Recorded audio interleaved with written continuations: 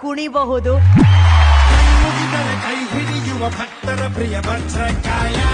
ಅವರ ಕನಸುಗಳಿಗೆ ಗೆಜ್ಜೆ ಕಟ್ಟಬಹುದು ಅಂತ ತೋರಿಸ್ಕೊಟ್ಟವ್ರೆ ಸೈಯದ್ ಅವರು.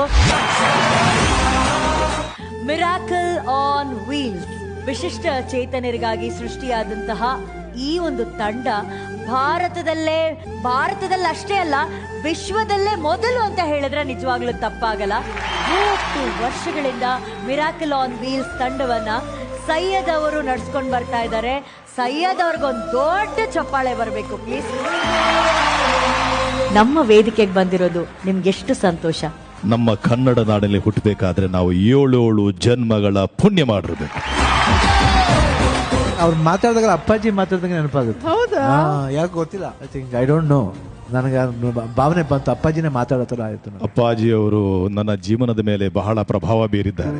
ರೇಣುಕಾ ಶರ್ಮಾ ಅವರು ಅಪ್ಪಾಜಿ ಅವರ ಕವಿರತ್ನ ಕಾಳಿದಾಸ ನಿರ್ದೇಶನ ಮಾಡಿದ್ರು. ನಿರ್ದೇಶನ ಮಾಡಿದ್ಮೇಲೆ ಒಬ್ಬ ಒಳ್ಳೆಯ ಒಂದು ನಟ ಬೇಕು ಅಂತೇಳಿ ಹುಡುಕ್ತಾ ಇದ್ರು. ಶರೀಫ್ರ ಪಾತ್ರ ನನ್ನ ಕೈಯಲ್ಲಿ ಮಾಡಿಸಿದ್ರು. ಅವರು ಒಂದು 100 ಎಪಿಸೋಡ್ ನಾನು ಮಾಡಿದ್ರೆ ಶರೀಫ್ರ ಪಾತ್ರ ನಾನೇ ಮಾಡಿದೆ. ಅವರು ಶೂಟಿಂಗ್ ಶುರು ಮಾಡಿದ್ಮೇಲೆ ಒಂದು 2 ಪೇಜ್ ಡೈಲಾಗ್ಸ್ ಕೊಟ್ಟರು, 1 ಟೇಕ್ ಓಕೆ ಮಾಡ್ತಾ ಇದ್ದೆ. ನಾನು ಬಂದು ಹೇಳಿದ್ರು, ರಾಜ್ಕುಮಾರ್ ಅವ್ರು ಆದ್ಮೇಲೆ ಸ್ಪಷ್ಟವಾಗಿ ಕನ್ನಡ ಮಾಡಿ 1 ಟೇಕಿಗೆ ಓಕೆ ಮಾಡಿದ್ರೆ ನೀನೇ ಕಡೆಯ ಅಂತ ಹೇಳಿದ್ರು.